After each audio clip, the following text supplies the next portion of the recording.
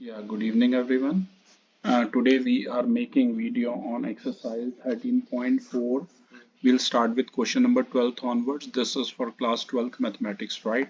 To start with, we have question number 12 for us. Yes, Alankrit. Can you Two please? numbers are selected at random without replacement.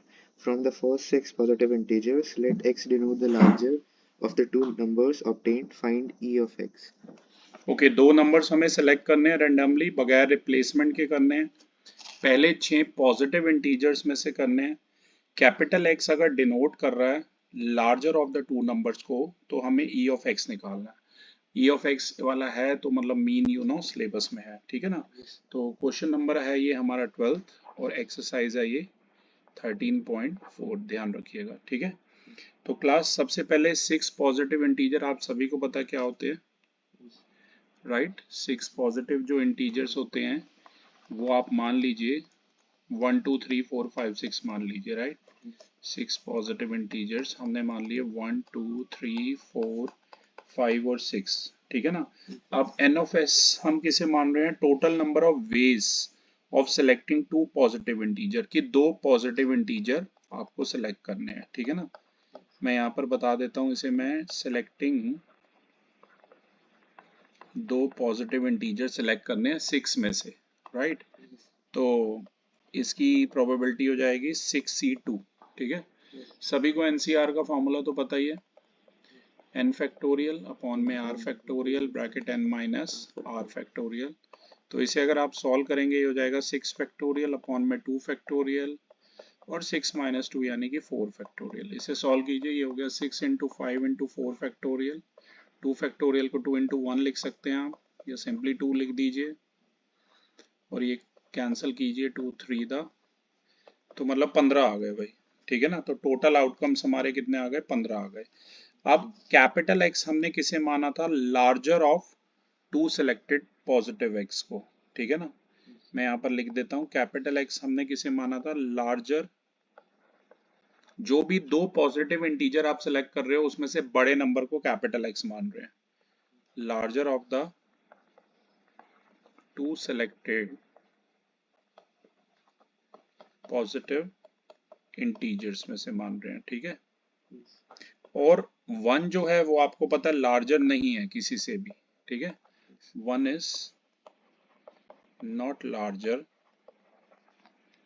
Then any of them.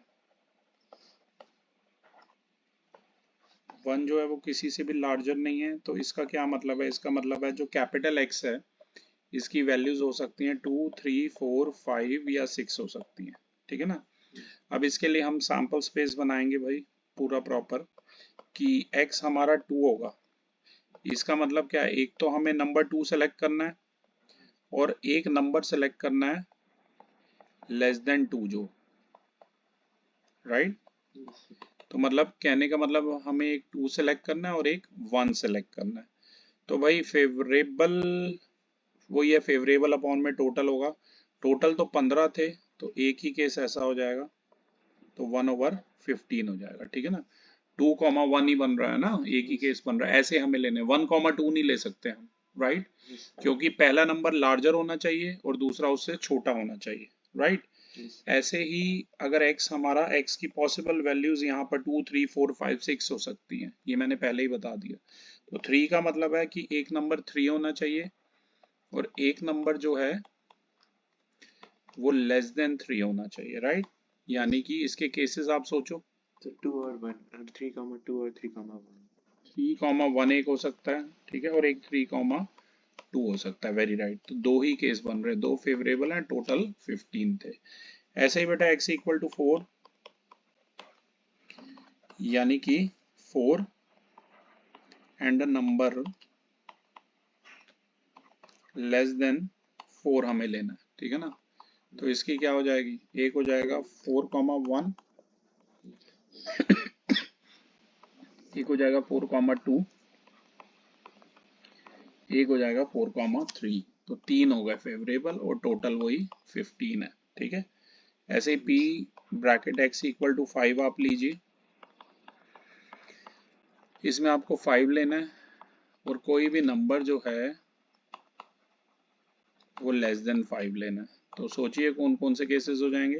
5,4, 5,3, 5,2 और 5,1। Very right, 5,1, 5,2, 5,3 और 5,4 आप ले सकते हैं। तो favourable है 4 और total है 15, ठीक है। और ऐसे ही x इक्वल टू 6 अगर आप लेते हैं तो एक नंबर 6 लेना है, ठीक है, और एक नंबर लेस देन 6 लेना है, राइट। तो इसके सोचिए 6,1, 6,2, 6,3, 6,4, 6,5, ठीक है। तो इसके 5 है फेवरेबल, टोटल है 15, यानी कि 1/3 हो जाएगा, या 5/15 भी लिखा रहना तो भी चलेगा। इसका टेबल मैं यहीं बना रहा हूँ अलंकृत, या चलो नेक्स्ट पेज पे बना देता हूँ। पहले इतना डेटा जरूर नोट कर लो आप, ठीक है। अब मैं ये रब कर रहा हूँ ताकि मैं इसका टेबल बना सकूं, क्योंकि फिर ई ऑफ एक्स निकालना है ना मुझे, तो वो आपको पता सिग्मा से आएगा। देखो एक्स और पी ऑफ एक्स, ये हमने केसेस निकाल लिए, आपको पता ही है। एक्स के हमारे क्या आते हैं 2, 3, 2, 3, 4, 5, 6, 4, 5 और 6 ये थे। और 2 पर कितना आया था, ये 1/15 आया था, ये 15 लिखा है मैंने, है। और 3 पर 3 पर आया था सर 2/15, 2/15 आया था। फिर 4 पर 3/15, बोलते जाओ, फिर 4/15 और फिर 5/15। ओके, 4/15 और 5/15। अब आपको ई ऑफ एक्स का फॉर्मूला ध्यान होगा अलंकृत। फॉर्मूला था sigma of x into P x. तो ये x इंटू पी एक्स हम यहाँ पर अब निकालेंगे, राइट।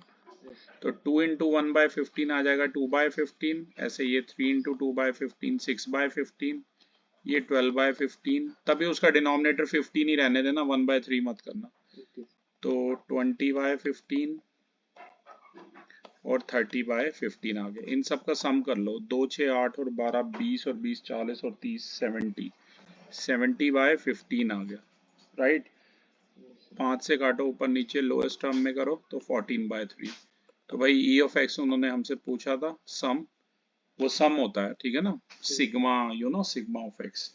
तो वो हमारा कितना आ गया भाई, वो हमारा 14/3 आ गया, राइट। एक सेकेंड आप मुझे दीजिएगा, हाँ। तो क्लास ये था हमारा क्वेश्चन नंबर 12। 13 क्वेश्चन में वेरिएंस और स्टैंडर्ड डेविएशन निकालना है, वो सिलेबस में नहीं है। तो अब इसके बाद हम 14 क्वेश्चन पढ़ेंगे। यस अलंकृत। Class has 15 students whose ages are 14, 17, 15, 14, 21, 17, 19, 20, 16, 18, 20, 17, 16, 19, and 20 years. One student is selected in such a manner that each has the same chance of being chosen, and the age x of the selected student is recorded. What is the probability distribution of the random variable x? Find mean, variance, and standard deviation of x. इसमें वैसे 3 चीजें निकालनी है, पर बेटा हम mean ही निकालेंगे, क्योंकि strictly we are moving according to the curriculum of CBSE. एक क्लास में 15 बच्चे हैं, उनकी डिफरेंट एजेस आपको दी हुई हैं। एक स्टूडेंट को हमें इस तरीके से सिलेक्ट करना है कि सभी का सेम चांस है कि वो सिलेक्ट हो जाएगा। और जो एज एक्स है वो किसी भी स्टूडेंट की रिकॉर्ड हम कर लेते हैं। हमें प्रोबेबिलिटी डिस्ट्रीब्यूशन बताना है, रैंडम वेरिएबल है कैपिटल एक्स, ठीक है, और मीन हम निकालेंगे। सबसे पहले मैं आपके लिए बोर्ड रब करता हूँ। क्वेश्चन नंबर है ये हमारा 14, राइट। तो ध्यान दीजिए, पहले तो जो एजेस दे रखी हैं 15 स्टूडेंट की, वो मैं यहाँ पर लिख देता हूँ। आप बोलेंगे क्या क्या है अलंकृत। Yes, sir. 14, 17, 15, 14, 21, 17, 19, 20, 16, 18, 20, 17, 16, 19, 20. ठीक है, ये दे रखी है। अब इसमें से ध्यान से देखो, 14 दो बार आ रहा है, जरा इसे मैं अंडरलाइन कर रहा हूँ, ठीक है ना। वेरिएंस तो हमें निकालना, मतलब एज में नंबर ऑफ स्टूडेंट्स, एक हमें वो बनाना पड़ेगा इसका। एज को अगर मैं मान लेता हूँ एक्स, राइट। तो इसमें कौन कौन सी एजेस आ रही हैं, 14, 15, 16, 17, 18, 19, 20 और 21 आ रहा है। अब हमें देखना कितने बच्चों की एज 14 है, फ्रीक्वेंसी बतानी है, राइट, नंबर ऑफ स्टूडेंट्स। तो 14 ध्यान से देखो, दो बच्चों की आ रही थी, इन्हें कट भी करते जाओ ताकि हमें पता चल जाए, कोई रिपीट ना हो। 15 एक ही की आ रही है, इस डेटा में 15 ढूंढिए, ये रहा 15। 16 दो बच्चों की आ रही है, ये एक 16 ये रहा और एक ये रहा। 17 गैस कीजिए, 3 1 2, तीसरा कहाँ है देखो, ये रहा बिगनिंग में। ओके 18 देखो, एक ही की आ रही है, 18 कट कर दीजिए। 19 ऐसे दो की, 20 3 की और ये एक आ रही है। अगर आप इसे सम करोगे तो वापस 15 आएगा। देखो 2 3 2 5 3 8 9 2 11 3 14 और एक 15। तो इससे पता चल गया हमने सारी एंट्रीज ले ली हैं, ठीक है ना। तो ये हमारा एक टेबल बन गया जिसमें एज निकाल ली हमने और अभी नंबर ऑफ स्टूडेंट्स हमने निकाल लिया, ठीक है ना। अब इसमें से दो स्टूडेंट जो हैं उनकी एज कितनी है, 14 ईयर्स है। तो probability of selecting a student, एक और मैं टेबल बनाऊंगा अलंकृत, ये मेन हमारा टेबल होगा, राइट। इसमें यहाँ मतलब एज सेलेक्ट करने का प्रोबेबिलिटी के हिसाब से बनाऊंगा, 14 15 16 17 18 ऐसे 19, ये 20 ये 21, ठीक है। अब ये P of X probability main मुझे निकालनी है ना। चार बच्चे 14 ईयर्स के दो बच्चे थे, तो प्रोबेबिलिटी फेवरेबल है 2, टोटल है 15, 2/15 हो गई। 15 का एक था तो 1/15, ठीक है। 16 ईयर्स ऑफ एज के दो बच्चे थे तो 2/15। 17 ईयर्स के तीन थे तो 3/15। 18 ईयर्स वाले कितने थे भाई, सर तो 1/15 बोलते जाओ। ऐसे ही 2/15, 3/15 और 1/15, ये बन गया, ठीक है ना। अब आप सभी को पता है कि ये जो मीन होता है ना, इसका सिंबल होता है म्यू, और बेटा इसका फॉर्मूला होता है sigma x into P x. तो यहाँ पर x इंटू पी एक्स निकाल लेता हूँ एक और टेबल में, ठीक है ना। ये ऐसे देखो 14 इंटू 2 ये हो गया 28/15। 15 इंटू 1/15, 15/15, 1 मत लिखना क्योंकि वो न्यूमिनेटर सारा ऐड हो जाएगा, ओके। 16 इंटू 2/15, 32/15। 17 इंटू 3, 51/15। 18 इंटू 1/15, 18/15। 38/15, 60/15 और ये आ गया 21/15। अब इन सबको ऐड कर लो। ये न्यूमिनेटर जो है मतलब न्यूमिनेटर होगा 28 plus 15 plus 32 plus 51 plus 18 plus 38 plus 60 plus 21। अगर आप इन्हें ऐड कर लोगे ना, खुद कर लेना, 263 अपॉन में 15 आ जाएगा। तो मीन जो है वो हमारा आ गया 263 अपॉन में 15, डिवाइड कर लेना 17.53। कोई यूनिट नहीं है तो यूनिट्स लिख देना। वैसे तो एज है, और एज किस में होती है, ईयर्स में, तो इतने years. Thank you sir. Okay ये क्लियर है। ये था क्वेश्चन नंबर 14, ठीक है। Next we have is question number 15। इसमें EX तो हमें निकालना है पर वेरिएंस मैं नहीं निकालूंगा, पर EX निकालूंगा। पढ़िए 15। In a meeting, 70% of the members favor and 30% oppose a certain proposal. A member is selected at random, and we take x is equals to 0 if he is opposed, and x is equals to 1 if he is in favor. And find e of x and variance. देखिए किसी भी meeting में 70% जो members हैं वो favour देते हैं। कोई प्रपोजल अगर मैंने दिया तो उसमें 30% अपोज करते हैं, ठीक है। Yes. एक मेंबर को हम सेलेक्ट कर रहे हैं रैंडमली, और एक्स को अगर हम 0 ले रहे हैं, कैपिटल एक्स को 0 ले रहे हैं, और अगर अपोज कर रहे हैं तो कैपिटल एक्स को 1 ले रहे हैं, ठीक है ना, कि वो फेवर में है या नहीं है, ठीक है। तो इस हिसाब से हमें इसका मीन निकालना है, ठीक है। वेरिएंस मैं नहीं निकालूंगा, सिर्फ मीन निकाल रहा हूँ, ओके। अगर आप वेरिएंस करना भी चाहें तो उसका formula sigma x square into P x minus E of x का होल स्क्वायर होता है, आप खुद कर सकते हैं, ठीक है। तो फिलहाल जैसा कि क्वेश्चन में बोला, कैपिटल एक्स जो है उसकी वैल्यू 0 और 1 हो सकती है, ठीक है ना। तो P of x equal to 0, x equal to 0 कब था अलंकृत, जब अपोज कर रहे हैं। तो कितने लोग अपोज कर रहे थे अगर आपको ध्यान हो तो 30%, यानी कि 30/100 यानी कि 3/10 जो थे वो अपोज कर रहे थे, ठीक है, और कितने लोग एक्सेप्ट कर रहे थे प्रपोजल, 70%। वो थे 70%, मतलब 70/100, यानी कि ये थे 7/10, ठीक है। तो अब हम यहाँ पर एक ये बना रहे हैं, ठीक है, ये है x, ये है p ऑफ x, x की है 0 1, और ये है 3/10, और ये है 7/10, ठीक है ना। और सीधा निकाल लूँ भाई, अब तक तो पता चल ही गया होगा सभी को formula, x into P x निकाल रहे हैं, ठीक है ना। तो 0 इंटू 3/10 उसे 0/10 आएगा, और 1 इंटू 7/10 जो है वो 7/10 आएगा, ठीक है ना। आप सभी को मीन नहीं निकालना इसमें, e ऑफ x नहीं, मीन निकालना है, ठीक है, वही म्यू होता है, राइट, e ऑफ x, जिसका फॉर्मूला है sigma x into P x. x into P x निकाल दिया, इसका सिग्मा सिंपल सी बात है, इसे ऐड कर दो भाई, 0 + 7 होल डिवाइडेड बाय 10, यानी कि कितना आ गया, 7/10, ठीक है। तो आंसर कितना आ गया, 0.7 आ गया, याद रखना, ठीक है, 0.7। इसके बाद मैं चाहूंगा अलंकृत आप पढ़ें question number 16। The mean of the number obtained on throwing a die, having written 1 on 3 faces, 2 on 2 faces, and 5 on 1 face is A part 1, B part 2, C part 3, 5 और D part 8/3। देखिए, हमें मीन निकालना है अगर हमने कोई dice throw की है, ठीक है ना।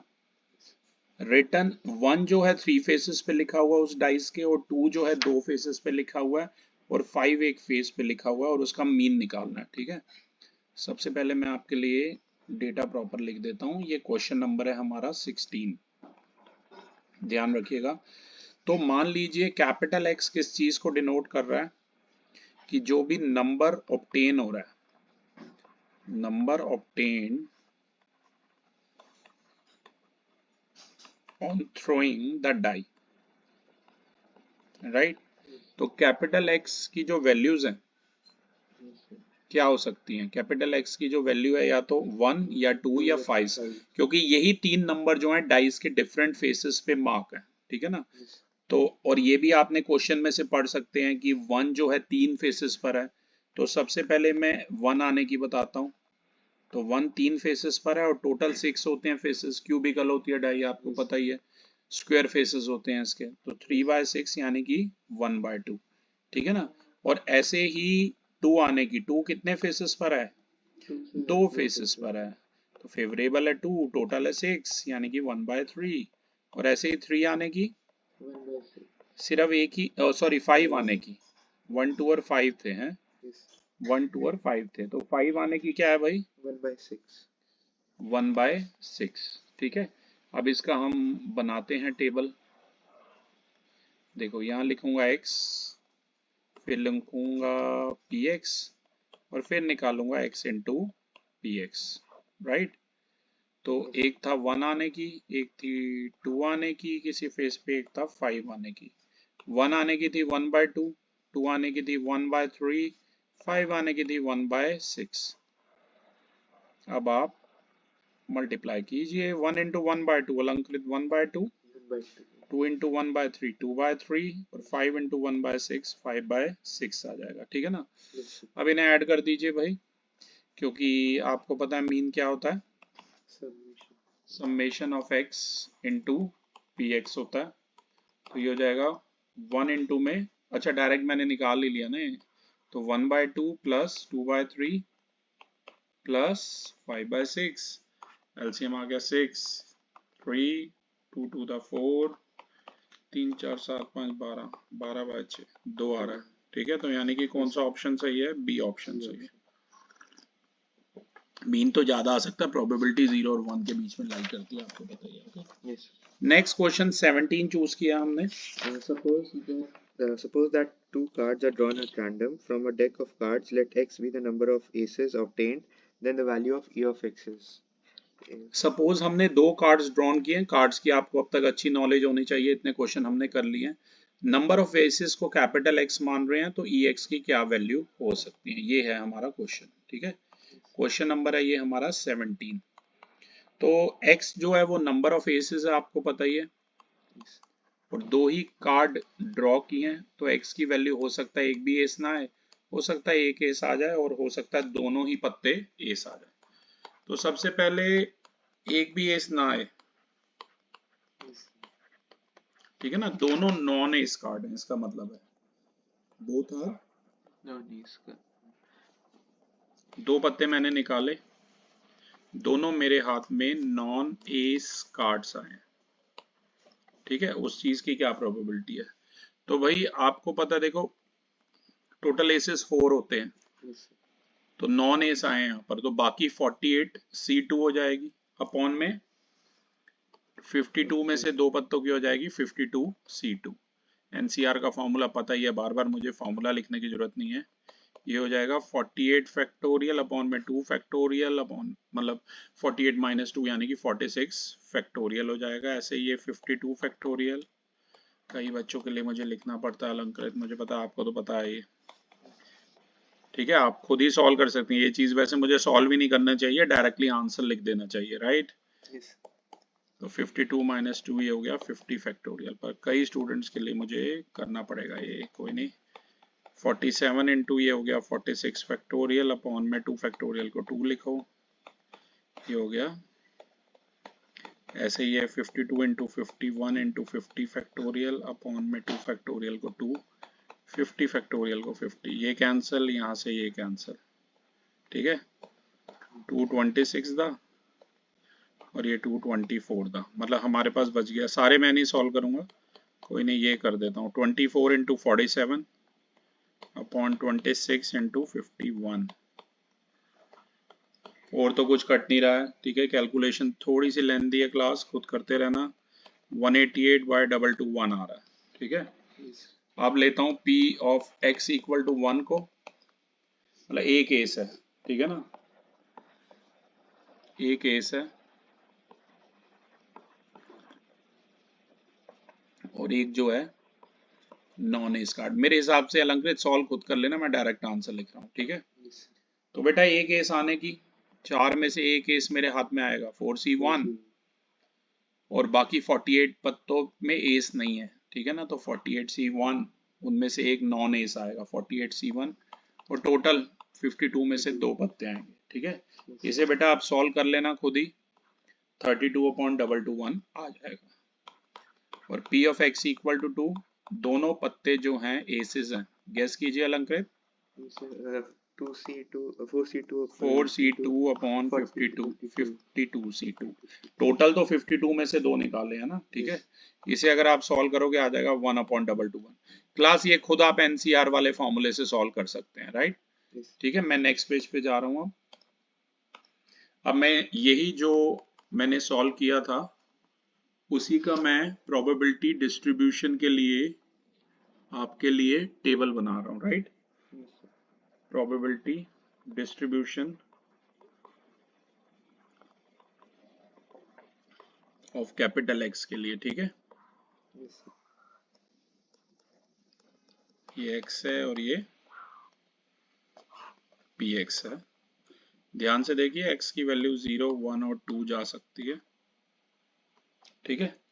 जब ये हमारा 0 था अलंकृत तो आया 188/221, जब 1 था तब आया था 32/221, और जब 2 था तब आया था 1/221। तो अब x इंटू पी एक्स भी यही निकाल देता हूँ, x इंटू पी एक्स में मल्टीप्लाई कर दो, ये आ जाएगा 0 का 0/221, ये 1 की करोगे तो 32/221, और ये 2 इंटू 1 2/221 आ जाएगा, ठीक है। अब आपको पता है फॉर्मूला, E ऑफ x का sigma x into P x, ठीक है। ये ऐड कर दो, 0 + 32 + 2 अपॉन 221, मतलब 34/221 आ जाएगा, ठीक है ना। अब इसे लोएस्ट टर्म में करते हैं, 17 से जा रहा है, 17 2 दा और 17 13 दा, तो आंसर कितना आ गया 2/13, यानी कि डी फॉर दिल्ली। तो अलंकृत ये एक्सरसाइज हमारी खत्म हो गई है, ठीक है। 13.5 बेटा सिलेबस में है नहीं, directly we are moving on miscellaneous of this 13 chapter, ठीक है, डायरेक्टली उस पर मूव कर रहे हैं। फोर्थ क्वेश्चन तो अभी नहीं करना, ठीक है ना, तो पहले 3 करने हैं, पहले ये कर लेते हैं। क्वेश्चन नंबर 1 आप पढ़ लीजिए please. A and B are two events such that P of A is not equal to B. Find P of B by A if first part A is a subset of B and second part A is A intersection B is phi. हमें ये given है कि A subset है B के, सबसे पहले जो भी डेटा गिवन है, अब ये हम मिसलीनियस पे आ गए हैं, ठीक है, मिसलीनियस ये है चैप्टर नंबर 13 की प्रोबेबिलिटी क्लास 12, ठीक है ना। देखो आप सभी को पता है इसमें P of B by A का फॉर्मूला अगर आपको याद हो तो वो था P of B intersection A upon में P of A, right. Conditional probability सबसे फर्स्ट एक्सरसाइज में हमने किया था। P of B intersection A और P of A intersection B जो है वो एक ही बात है, तो ऐसे हमने लिख लिया, ठीक है। अब फर्स्ट पार्ट अगर आपने पढ़ा है तो ये गिवन है A is a subset of B, ऐसे लिखते हैं, आप सभी को पता है सबसेट का मतलब, ठीक है ना। A B का सबसेट है, तो इसका मतलब क्या है, इसका ये मतलब है कि जो A इंटरसेक्शन B होगा वो क्या होगा, it is the set of common points. किसके कॉमन पॉइंट्स होंगे, कैपिटल A और B के, ठीक है ना। मतलब मेरा कहने का मतलब है कि A अगर B का सबसेट है तो A और B का इंटरसेक्शन A ही आएगा, ठीक है ना। आप चाहें तो मैं एक फिगर से भी आपको बात समझा सकता हूँ कि भाई ये कोई A है, B का सबसेट है और ये B है, और A और B का इंटरसेक्शन ये A ही आएगा, ठीक है ना। ये सब आपने सेट चैप्टर क्लास 11 में पढ़ाई है, राइट। तो इसका मतलब है अगर आप पुट कर देंगे यही सेम चीज, मतलब इसे आप इक्वेशन नंबर 2 दे दीजिए, इसे इक्वेशन नंबर 1 दे दीजिए, 1 और 2 को कंपेयर कीजिए और A इंटरसेक्शन B की जगह अलंकृत आप क्या पुट कर सकते हैं, A पुट कर सकते हैं, ठीक है ना। P of A intersection B कितना हो जाएगा, P ऑफ A हो जाएगा। आसान भाषा में मैं लिख देता हूँ यहाँ पर कि ऊपर से हमने ये समरी निकाल ली कि P of A intersection B और P ऑफ A एक ही बात है यहाँ पर, तो डिनोमिनेटर तो P ऑफ A ही था, P ऑफ A से P ऑफ A काट दो तो ये 1 आ गया, तो P of B by A जो है हमारा कितना आ गया, 1 आ गया, राइट, ठीक है। तो ये फर्स्ट पार्ट हमारा हो गया। सेकंड पार्ट में वो कह रहा था कि A इंटरसेक्शन B जो है ना वो नल सेट है, मतलब फाई है, राइट। अब इसे नंबर 3 दे दो और फिर से 1 और 3 को कंपेयर कर लो, राइट। अगर आप ऐसा करोगे तो P of B by A क्या था, P of A intersection B था, A इंटरसेक्शन B की जगह फाई आ गया, और फाई आपको पता है 0 ही होता है एक तरीके से, तो 0 अपॉन में कुछ भी हो प्रोबेबिलिटी तो वो आंसर 0 ही आएगा, राइट। ये था question number 1। Question number 2 please. A couple has two children. First part, find the probability that both children are males if it is known that at least one of the children is male. Second part, find the probability that both children are females if it is known that the elder child is a female. एक couple के 2 बच्चे हैं, first part पहले करते हैं, ठीक है ना। फर्स्ट पार्ट में कह रहा है find the probability that both childrens are male, अगर उन्हें ये पता है कि कम से कम उनका एक लड़का मेल है, राइट। तो ये क्वेश्चन नंबर है हमारा मिसलीनियस का, क्वेश्चन नंबर है ये 2, राइट। लेट कर लीजिए, जैसे मैं लेट कर लूं कि मेरा पहला और बड़ा जो चाइल्ड है उसे मैं कैपिटल लेटर से डिनोट कर रहा हूं, ठीक है ना। थोड़ा मुझे स्टेटमेंट लिखनी पड़ती हैं ताकि आप अच्छे से समझ सको। ये इसे मैं कैपिटल लेटर से रिप्रेजेंट कर रहा हूं, और जो मेरा सेकंड यानी जो यंगर चाइल्ड है, अभी ये नहीं पता वो लड़का है या लड़की है, पर उसे मैं डिनोट कर रहा हूँ स्मॉल लेटर से, ठीक है ना। तो कैपिटल की जगह स्मॉल लेटर से कर रहा हूँ, राइट, ये ध्यान रखना। तो सैंपल स्पेस अगर मैं बनाऊं तो कुछ ऐसा बनेगा कि पहला बच्चा अगर लड़का है और दूसरा मतलब कैपिटल बी स्मॉल बी, दोनों अगर लड़के हैं, एक हो सकता है पहले बड़ा बेटा मेरा लड़का हो और फिर एक लड़की हुई हो, ये भी हो सकता है बड़ी पहला बच्चा लड़की हुई है कैपिटल जी और दूसरा लड़का हुआ है, और ऐसे हो सकता है पहली भी लड़की और दूसरी भी लड़की, ये केसेस हो सकते हैं। तो हमने देखा टोटल आउटकम हमारे क्या बन गए हैं, 4 बन गए हैं, ठीक है ना। अब उन्होंने फर्स्ट पार्ट में बोला था ई कोई इवेंट है जिसमें दोनों बच्चे मेल्स हैं, बोथ चिल्ड्रन आर मेल्स। तो इस सैंपल स्पेस में से एक ही केस कैपिटल ई के लिए मुझे आ रहा है कि पहला मतलब कैपिटल बी और स्मॉल बी दोनों लड़के हुए हैं, ठीक है ना, और मेल। तो ये एन ऑफ ई कितना हो गया, इसमें 1 हो गया। आप सभी को पता है एन ऑफ ई यानी favourable outcome, N of S यानी कि टोटल आउटकम। थोड़ा ऐसे लिखते हैं, वो इतना बड़ा फॉर्मूला लिखने की बजाय ना, N E by N S. आपको पता होना चाहिए ये हो गए फेवरेबल आउटकम्स, और ये हो गए टोटल आउटकम्स। ये चीज ध्यान में रखना, ठीक है। तो बेटा एन ऑफ ई इस बार हमारा 1 है, फेवरेबल 1 है, टोटल थे 4, राइट। अब एक कंडीशन उन्होंने एक और भी बोली थी इसके साथ कि अगर आपने क्वेश्चन ध्यान से पढ़ा हो, मैं एक बार फिर बता देता हूँ, both children are males if it is known that at least one of the children is male, कि कम से कम एक जो है लड़का है। तो कैपिटल एफ किसे मान रहे हैं, at least one child is male. तो इसके आउटकम कुछ ऐसे बनेंगे। अब उसमें से देख लो, कैपिटल एस में से capital B small B, capital B small G, capital G small B, मतलब 3 फेवरेबल हो जाएंगे। अब मैं डायरेक्टली लिख रहा हूँ, ठीक है ना। तो पी ऑफ एफ हमारा क्या हो जाएगा, फेवरेबल अपॉन में टोटल, यानी कि 3/4 हो जाएगा। अगर आप P of E intersection F बताएं, कोई ऐसा है जो कॉमन है इन दोनों केसेस में। ध्यान से देखो, ये बी और बी कॉमन है, ठीक है ना, ये वाला जो केस है वो कॉमन है। तो ये हो जाएगा 1/4 हो जाएगी इसकी प्रोबेबिलिटी। क्योंकि बेटा हमें क्या बताना था, अगर आपको ध्यान हो, हमें P of E by F बताना है इसके हिसाब से, ठीक है ना। मैं एक बार फिर क्वेश्चन में दिखा देता हूं आपको, क्योंकि हमें ये बताना है दोनों बच्चे मेल्स हैं और कम से कम एक लड़का मेल है, ठीक है। तो ई बाय एफ बताना है। तो probability of E by F का फॉर्मूला आपको पता ही है अलंकृत, P of E intersection F over P of F. P of E intersection F आया है 1/4 और पी ऑफ एफ कितना आया था, 3/4, राइट। तो 4 से 4 काट दो भाई, 1/3 हमारा आंसर है। अब मैं चाहूंगा अलंकृत आप सेकंड पार्ट पढ़ें इसका। Find the probability of both the children are females if it is known that elder child is a female.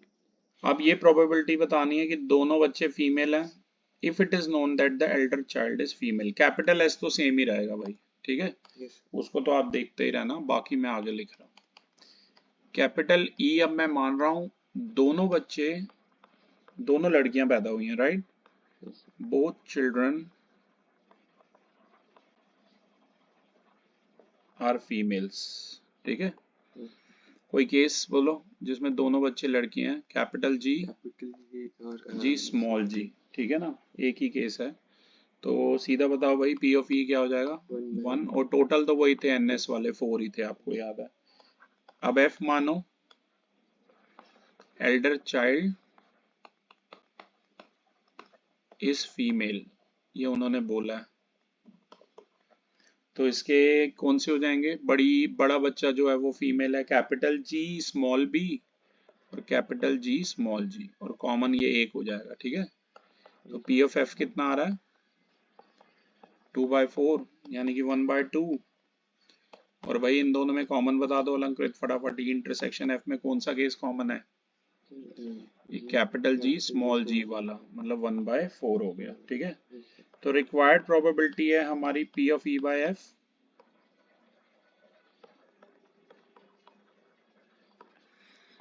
इसका फॉर्मूला होगा P of E intersection F upon में P of F. P of E intersection F की जगह है 1/4, P of F की जगह है 1/2, ये आ गया 1/4 इंटू 2/1, ये कैंसिल करो, आंसर आ जाएगा 1/2, ठीक है। Moving on to next question number 3 please. Suppose that 5% of men and 0.25% of the women have gray hair. A gray-haired person is selected at random. What is the probability of this person being male? Assume that there are equal number of males and females. Suppose कीजिए 5% main और 0.25% women के grey hairs हैं और हमें किसी grey hair person को ही select करना है। क्या प्रोबेबिलिटी होगी कि हम मेल को ही सेलेक्ट करेंगे, और हमें यह भी मान के चलना है कि मेल और फीमेल का जो नंबर है वो बराबर है, राइट। ये क्वेश्चन नंबर है हमारा 3 मिसलिनियस का। थोड़ा सा स्टेटमेंट लिखते हुए करेंगे। E1 मान लीजिए, E1 मैंने माना है कि जो भी सिलेक्टेड पर्सन है वो मेल है, इसे मैंने E1 माना है। और E2 मैंने माना है selected person is a female, ठीक है, उसे माना है। तो P ऑफ E1 मतलब किसी दोनों में से किसी को भी सेलेक्ट करना है बेटा, इसकी प्रोबेबिलिटी 1/2 होगी, क्योंकि उन्होंने ये बात बोली थी कि there are equal number of males and females. और E1 और E2 दोनों ही जो हैं आप लिख भी सकते हैं म्यूचुअली एक्सक्लूसिव है, क्योंकि इनका इंटरसेक्शन 5 है। म्यूचुअली एक्सक्लूसिव है और एग्जॉस्टिव भी है, याद रखना, ठीक है। पहली बात तो सबसे पहली बात एक चीज और भी गिवन है कि 5% इसमें मेन थे, अब और ग्रे हेयर्ड मैन थे। तो ए मैं मान रहा हूं सिलेक्टेड पर्सन ग्रे हेयर्ड है, ग्रे हेयर्ड वाला पर्सन को हम सेलेक्ट करेंगे, इस चीज की प्रोबेबिलिटी है, राइट। तो बेटा अगर आपको ध्यान हो तो P of A by E1 की ग्रे हेयर भी है और मेल भी है, राइट। मैं यहां लिख देता हूं। इसका मतलब क्या है, A बाय E1 का आपको पता होना चाहिए कि जो मेल पर्सन है वो ग्रे हेयर्ड है। इस चीज की प्रोबेबिलिटी है 5%। 5% मतलब 5/100, सॉल्व करोगे आ जाएगा 1/20, ठीक है। और सेम चीज में P of A bye E2 अगर आपको ध्यान हो, मतलब फीमेल है और ग्रे हेयर्ड है, इस चीज की कितनी थी 0.25%, ठीक है ना। बस मेल की जगह फीमेल लगा दो, फीमेल पर्सन भी है और ग्रे हेयर्ड है। इस चीज की कितनी थी 0.25%, यानी कि ये कितनी हो गई 0.25/100। ये पॉइंट हटाओ, यहाँ एक और 100 आ जाएगा, 25 1 दा 25 4 दा, तो 1/400 आ गया, राइट। सॉल्व करके अब हमें क्या निकालना था भाई, ये बेस थ्योरम से रिलेटेड है, पकड़ लिया आपने क्वेश्चन कि नहीं। Yes sir. हमें प्रोबेबिलिटी निकालनी है कि पर्सन जो है, व्हाट इज द प्रोबेबिलिटी कि वो पर्सन मेल है, हैं? Yes. तो प्रोबेबिलिटी है person is a male given that he is grey haired, कि वो ग्रे हेयर्ड पर्सन है, इस चीज की निकालनी है। मतलब मेरा कहने का मतलब है P ऑफ E1 अपॉन ए निकालना है, ठीक है। तो भाई बेस थ्योरम आप सबने पढ़ी है, अगर आपको ध्यान हो तो ये प्रोबेबिलिटी हो जाएगी P of E1 into P of A by E1 whole divided by P of E1 into P of A by E1 plus P of E2 to P of A by 2। Bayes theorem की जल्दी हम videography करेंगे। ये पहला question है जो Bayes theorem का हम वीडियो पे कर रहे हैं, बाकी तो वैल्यूज पुट करके आप सॉल्व कर ही लोगे बेटा, है। ये आ गया प्लस 1/2 इंटू 1/400, ये ऊपर आ रहा है 1/40, नीचे एलसीएम लेना पड़ेगा भाई। 1/40 प्लस 1/800, ऑब्वियसली एलसीएम कितना आएगा 800 ही आएगा। 800 अपॉन में 40, 20 प्लस 1, ये सॉल्व कर लो, ये बन जाएगा 1/40 इंटू 800 अपॉन में 21, 0 से 0 गया, 420 था, तो आंसर आ गया कितना, 20/21, याद रखो, ठीक है। अब बेटा फोर्थ क्वेश्चन नहीं है सिलेबस में तो ये मत कीजिएगा, फिफ्थ क्वेश्चन भी नहीं है, सिक्स भी नहीं है, सेवन भी नहीं है, एट्थ क्वेश्चन है, पढ़िए। ओ ये तो मेरा फेवरेट क्वेश्चन है, काफी बार मैंने किया है, पढ़िए। If a leap year is selected at random, what is the chance that it will contain 53 Tuesdays? Okay, मैं इसमें 53 ट्यूसडे वाला लीप ईयर को सिलेक्ट कर रहे हैं, काफी बार मैंने सोचा भी था वीडियो बनाऊंगा इसके लिए, चलिए आज मौका मिला, इसके साथ ही हम एक दो क्वेश्चन कर लेंगे, ठीक है ना। पहले एट्थ क्वेश्चन आपके लिए करता हूँ, इसमें मतलब ये ट्यूसडे करके आए, मंडे करके आए, उससे फर्क नहीं पड़ता, राइट। तो लीप ईयर है, मैं लीप ईयर जैसे फर्स्ट पार्ट एक एक्स्ट्रा पार्ट इसी में डाल दूंगा, ठीक है ना। लीप ईयर में 53 संडेज, सॉरी ट्यूसडेज, मैंने कहा ना ये संडे और ट्यूसडे उससे फर्क नहीं पड़ता, आने की क्या प्रोबेबिलिटी है। तो ध्यान दीजिए, सबसे पहले total number of days in leap year कितने होते हैं, 366. 366, वेरी राइट, ठीक है ना। और टोटल नंबर ऑफ वीक्स कितने होते हैं लीप ईयर में, 53. 52, ठीक है। तो टोटल नंबर ऑफ डेज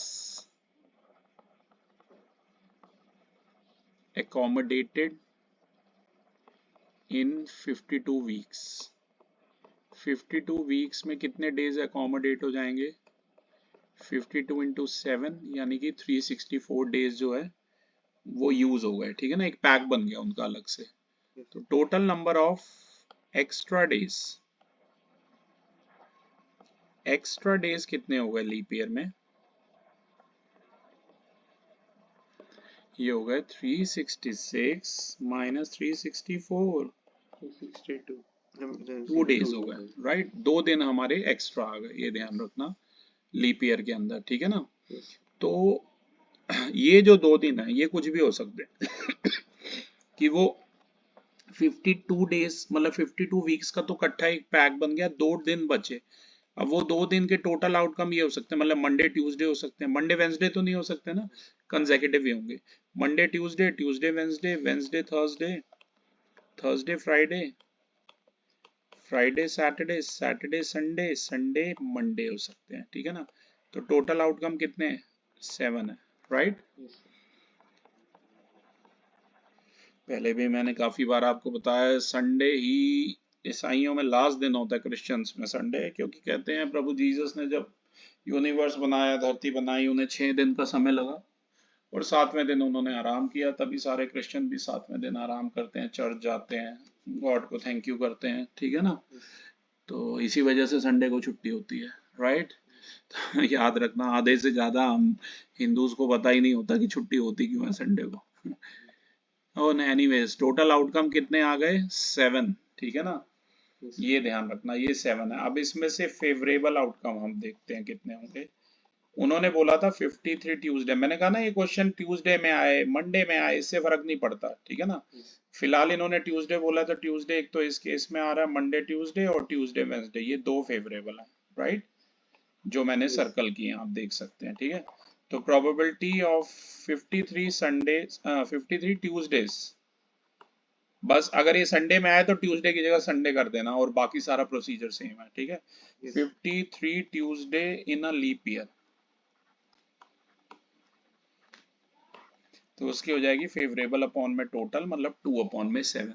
अलंकृत सेम क्वेश्चन का मैं एक सेकंड पार्ट आपको दे रहा हूं करने को, ठीक है ना। इस बार 53 ट्यूसडे है इन अ नॉन लीप ईयर, ठीक है ना। थोड़ा सा क्वेश्चन हमने घुमा दिया, लीप ईयर के बजाय बस हमने नॉन लीप ईयर कर दिया। अगर ऐसा आ जाए तो क्या होगा, देखो total number of days in a non leap year कितने होंगे, एक नॉन लीप ईयर में बेटा कितने दिन होंगे, 365, ठीक है। Total number of weeks, weeks वही 52 होंगे, ठीक है। तो total number of days accommodated in 52 weeks। फिर से वही 52 इंटू 7, 364 डेज जो हैं वो एकोमोडेट हो जाएंगे, राइट। तो total number of extra days in a non leap year। Extra days कितने हो गए? 365 माइनस 364, यानी कि एक दिन एक्स्ट्रा हो गया। अब वो एक दिन कुछ भी हो सकता है, राइट। वो हो सकता है Monday, Tuesday, Wednesday, Thursday, Friday, Saturday या संडे। तो ये टोटल आउटकम इस बार फिर से 7 है। तो ये क्या था? क्वेश्चन था 53 Tuesdays in a non leap year. इसकी प्रोबेबिलिटी क्या हो जाएगी? मतलब 1 ही फेवरेबल है, ये ट्यूसडे एक ही एक्स्ट्रा आ रहा है ना, ठीक है ना। 1 फेवरेबल और टोटल है 7। बड़े इंपॉर्टेंट क्वेश्चन है, 9, 10, 11, 12 सभी में पूछा जाता है, राइट। ध्यान रखना, ठीक है। तो अगला क्वेश्चन ध्यान से देखिए, 8th हमने कर लिया। मैं चाहूंगा आप 11th क्वेश्चन पढ़ें अलंकृत। In a game, a man wins a rupee for a 6 and loses a rupee for any other number when a fair die is thrown. The man decided to throw a die thrice, but to quit as and when he gets a 6, find the expected value of the amount he wins or loses. किसी भी game में एक आदमी ऐसे rupee for a 6 जीतता है and loses a rupee for any other number. एक fair die हम फेंकते हैं, जब भी 6 आता है तो वो जीतता है, और अगर और कोई नंबर आता है तो वो हार जाता है। तो वो 3 बार फेंकता है लेकिन क्विट कर जाता है, ठीक है। Yes. As and when he gets a 6, तो उसकी एक्सपेक्टेड वैल्यू मतलब हमें मीन बताना उसका, ठीक है। तो ये क्वेश्चन नंबर है हमारा 11th, राइट। तो सबसे पहले मैं कैपिटल एक्स यहां पर डिनोट कर रहा हूं कि जो भी अमाउंट है, और वो अमाउंट किस में आ रहा है? रुपीज में आ रहा है, राइट। Yes. जो कि वो व्यक्ति या तो गेन कर रहा है या वो लूज कर रहा है, ठीक है, बाय ए पर्सन। क्योंकि यहाँ पर कैपिटल एक्स जो है वो डिपेंड करेगा, अगर आपने क्वेश्चन पढ़ा है तो, a number whose values are defined on the outcomes of a random experiment. तो कैपिटल एक्स जो है कोई भी रैंडम वेरिएबल हो सकता है, राइट। क्योंकि मुझे नहीं पता ना क्या आने वाला है नंबर उसका, तो कोई भी रैंडम वेरिएबल हो सकता है जब वो डाइस फेंकता है। तो अगर स्मॉल एस में मान लेता हूँ 6 आने पे वो जीतता है, तो 6 आने को मैं स्मॉल एस मान रहा हूँ। तो P ऑफ S, और एक ही बार डाइस में 6 आता है भाई, 1 फेवरेबल, टोटल है 6, ठीक है ना। तो उसके जीतने की प्रोबेबिलिटी ये हो गई, और उसके हारने की, फेल होने की, स्मॉल f किसको डिनोट कर रहा है? फेल को, राइट। या आप कह सकते हो स्मॉल f नॉन 6 को कर रहा है, ठीक है ना। नॉन 6 इज थ्रोन, मतलब 6 आने की है 1/6, तो 6 ना आने की क्या हो जाएगी? हो जाएगी 1 माइनस 1/6, यानी कि 5/6, ठीक है ना। तो इसका सैंपल स्पेस कुछ ऐसे बनेगा कि पहली डाई फेंकी, एस आया, खेला हो, फिर फेल हुआ, पर फिर दूसरी बार एस आ गया, जीत गया, 6 आ गया, ठीक है ना। अच्छा, ऐसे हो सकता है वो 2 बार फेल हुआ हो, पर तीसरी बारी में 6 आ गया हो, और जब 3 बार वो लगातार फेल हो गया तब उसने गेम क्विट कर दिया, ठीक है ना। तो अब देखते हैं इसका क्या बनेगा, राइट। सबसे पहले आपको ये भी पता था कि गेन के लिए उसे 1 रुपी मिल रहा था, रुपी 1 वो गेन कर रहा था अगर 6 आ जाता, तो ऐसा ही था। Yes. और लॉस में था 1 रुपए के अगर कोई और नंबर आता है, ऐसे ही था। Yes. ठीक है ना। तो सबसे पहले केस में देखो, जब डायरेक्टली 6 आ गया था तो वो 1 रुपया जीत गया था।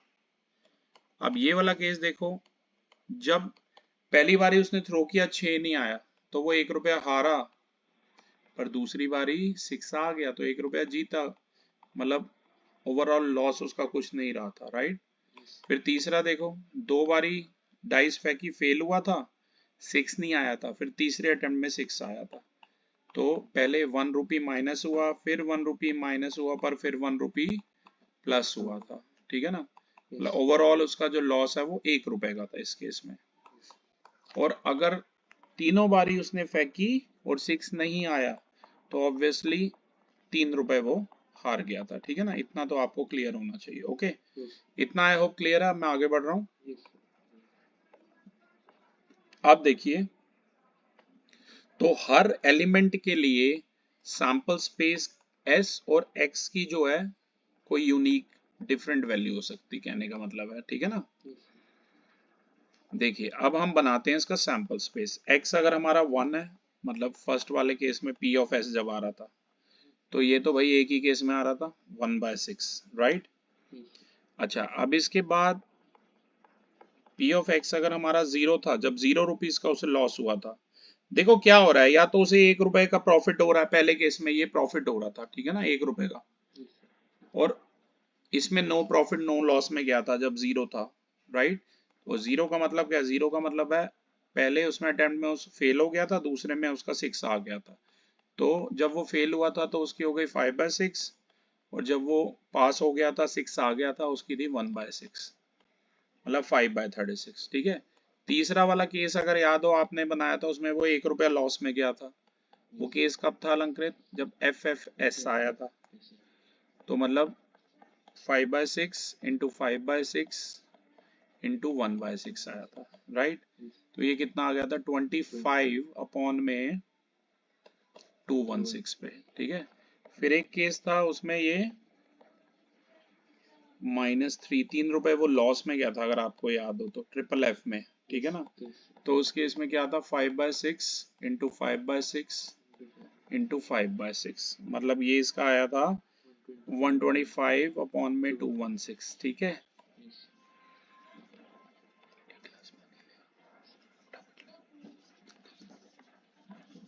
मैं बस इसकी वैल्यू यहाँ सैंपल स्पेस में डाल रहा हूँ। कैपिटल X हमारा एक बार 1 रहा है, एक बार 0 रहा है, एक बार -1, एक बार -3।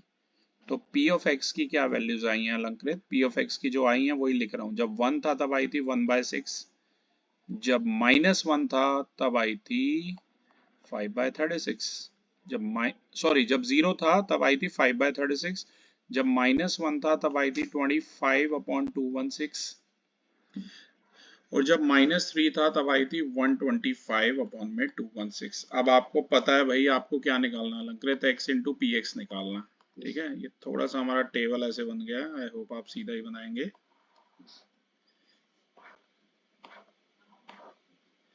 ओके,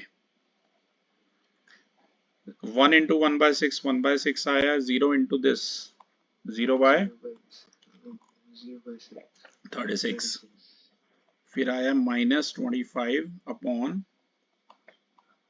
216, और यहाँ मल्टीप्लाई कर लो, यहाँ डेटा यहाँ लिख रहा हूँ इसका, 125 इंटू -3, ये आ जाएगा -375 अपॉन में 216। अब आपको पता है अलंकृत आपको क्या निकालना है, आपको चाहिए sigma of x into P x. तो भाई इन सबको लिख दो, ये हो गया 1/6 plus 0/36 minus 25 upon 216 minus 375 upon 216। LCM ले लो, 216 आया, ये तो 0 ही आएगा, ठीक है ना। 216 अपॉन 6, 36 6 216 माइनस 25 माइनस 375, ये हो गया 436 माइनस 400 अपॉन 216, ये आ गया -364 अपॉन 216, यानी कि -91 अपॉन 54। कहने का मतलब है इसे लॉस हो रहा है वो भी पूरे पूरे 91/64 रुपीज का लॉस हो रहा है, ठीक है ना, ओवरऑल। ओके, एक लास्ट क्वेश्चन करेंगे, then will finish up this. हाँ भाई, 12th भी आ रहा है, हो 12th काफी बड़ा है अलंकृत। 12th वाला। तो हमारे कौन कौन से रह गए इस वीडियो में? 12th रह गया, 13th रह गया, 12th अभी तो बहुत, एक और वीडियो लगेगी जिसमें हम 12 से लेकर 19 तक सारे करेंगे। ठीक है क्लास? तो नेक्स्ट वीडियो में हम 12 से 19 तक की बात करते हैं। Thank you.